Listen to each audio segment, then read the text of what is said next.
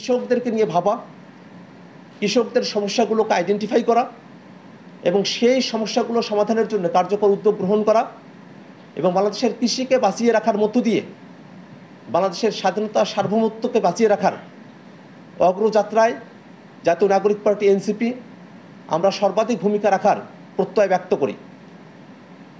একই সাথে বর্তমান বাংলাদেশের রাজনীতিতে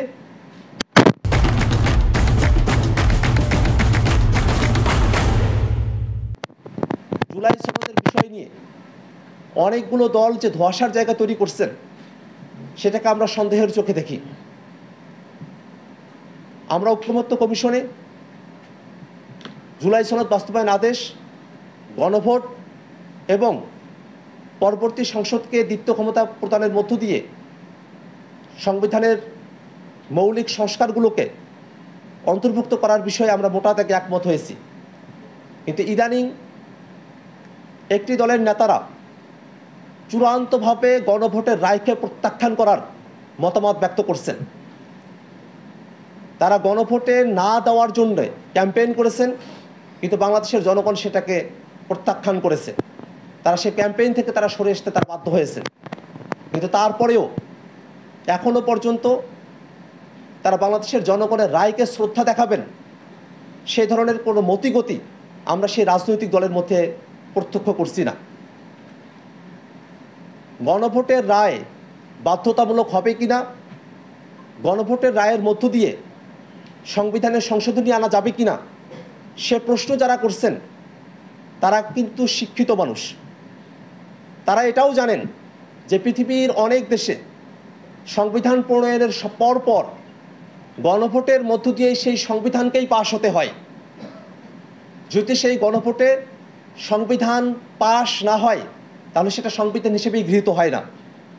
সেক্ষেত্রে ২৪শের অভ্যুত্থানে ছাত্র জনতার জীবন দেওয়ার মধ্য দিয়ে জনগণ তাদের যে সার্বভৌম অভিপ্রায়ের অভিব্যক্তির প্রকাশ ঘটিয়েছে সেটাকে ধারণ করে যে গণভোট অনুষ্ঠিত হবে, সেই গণভোটের ফলাফল বাধ্যতামূলকভাবে মানতে যারা অস্বীকৃতি জ্ঞাপন করছে তারা প্রকারান্তরে জনরায়কে, জনগণের ম্যান্ডেটকে তারা প্রত্যাখ্যান করছে। এবং যারা জনগণের ম্যান্ডেটকে প্রত্যাখ্যান করবে বাংলাদেশের জনগণও তাদেরকে প্রত্যাখ্যান করবে। আমরা স্পষ্টভাবে অন্তর্বর্তীকালীন সরকারের কাছে আহ্বান জানাতে চাই, জুলাই জাতীয় সনদ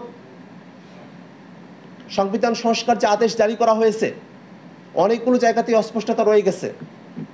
সংস্কারকে ভাগ করে ফেলা হয়েছে সরকারের মর্জি মতো এবং সংস্কারের বিষয়বস্তুগুলোকে রাজনৈতিক দলের আওতাধীন করে ফেলা হয়েছে তাদের মতিগতির উপরে, তাদের অভিরুচির উপরে।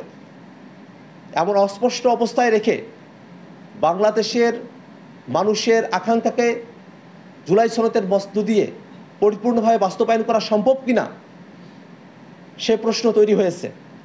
আমরা সরকারের কাছে আহ্বান রাখব, সরকার অতি দ্রুত জুলাই সনদ বাস্তবায়নের যে আদেশ তার অস্পষ্টতাগুলো দূরীকরণ করবে এবং রাজনৈতিক দলগুলো জনগণের রায়কে মেনে নিয়ে এই বাংলাদেশে যেন শান্তিপূর্ণভাবে জনগণের অংশগ্রহণমূলক একটি নির্বাচন অনুষ্ঠিত হয়, সে রাস্তায় সকলে মিলে হাঁটবে, কোনো বিঘ্ন তৈরি করবে না।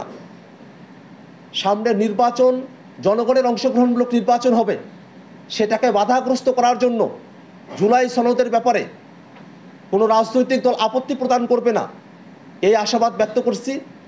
আজকের এই আলোচনা সভায় উপস্থিত সকলকে ধন্যবাদ জানিয়ে বিশেষত